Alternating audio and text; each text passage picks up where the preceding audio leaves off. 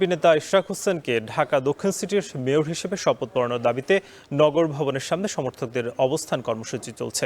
সেখানে আছেন সহকর্মী তৌহিদুল তারেক। তারেক, জানাবেন যে ইশরাকের সমর্থকরা কি বলছেন এবং নগর ভবনের যে কার্যক্রম সেটা কতটা স্বাভাবিক?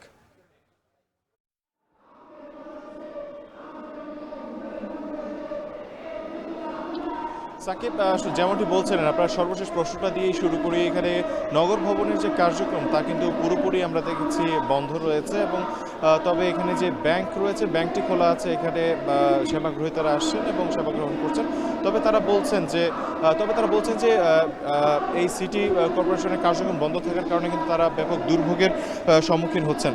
এবং যে বিষয়টি জিজ্ঞেস করেছেন যে সমর্থকরা কি বলেছেন, তারা বলছেন যে অবিলম্বে এখনও তাদের সেই দাবিতে তারা অটুট রয়েছেন যে ইশরাক হোসেনকে অবিলম্বে ঢাকা দক্ষিণ সিটি কর্পোরেশনের মেয়রের যে শপথ তাকে পাঠ করাতে হবে এবং তাকে সেই দায়িত্ব প্রদান করতে হবে খুব দ্রুত।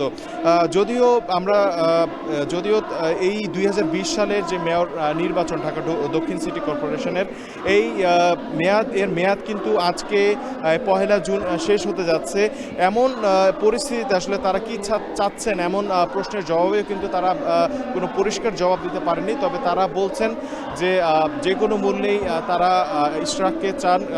ইশরাককে চান এই নগরের অভিভাবক হিসেবে, এই নগরের যে যারা রয়েছেন তাদের সেবা করার সুযোগ যাতে ইশরাককে দেওয়া হয় সেই দাবি কিন্তু তারা রাখছেন।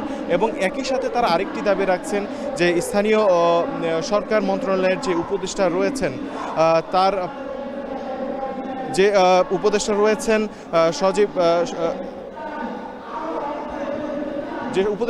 তার পদত্যাগ কিন্তু তারা দাবি করছেন।